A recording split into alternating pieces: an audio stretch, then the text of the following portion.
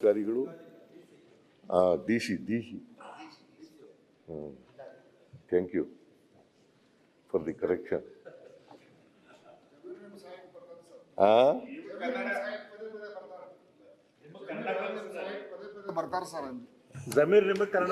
ನೀನು ಪತ್ಯ ಸಿ ಪಾಟೀಲ್ ಬರಲ್ಲ ನೀನು. ನನಗೆ ತೊಂದರೆ ಆದಾಗ ನಾನು ಸಹಾಯಕ್ಕೆ ಬರಲ್ವಾ? ಮತ್ತೆ ಹಾಗೇನೆ ಅವರು ಬರ್ತಾರೆ ಪಾಪ. ಆಶರ್ ಅಂದ್ರ ಜಮೀರ್ ಅವ್ರು ಕನ್ನಡ ನಿಮಗೆ ಕಲಿಸ್ತಾ ಇದಾರೆ. ಬಹಳ ಜನಕ್ಕೆ ನಿನಗೆ ಕನ್ನಡ ಬರಲ್ಲ ಸರಿ ಹೇಗಿ. ಜಮೀರ್ಗೆ ಒಳ್ಳೆ ಕನ್ನಡ ಬರೆಯುತ್ತಂದ್ರೆ ಹೆಂಗೆ ಹೇಳೋದು? ಈಗ ಕನ್ನಡ ನಾವೆಲ್ಲ ಮಾತೃಭಾಷೆ ಕನ್ನಡ ಅಲ್ವಾ? ನಿಮ್ಮ ಫಾದರು ಕನ್ನಡ ಕಾವಲು ಸಮಿತಿ ಅವರು ಹೋರಾಟ ಮಾಡಿದ್ರು.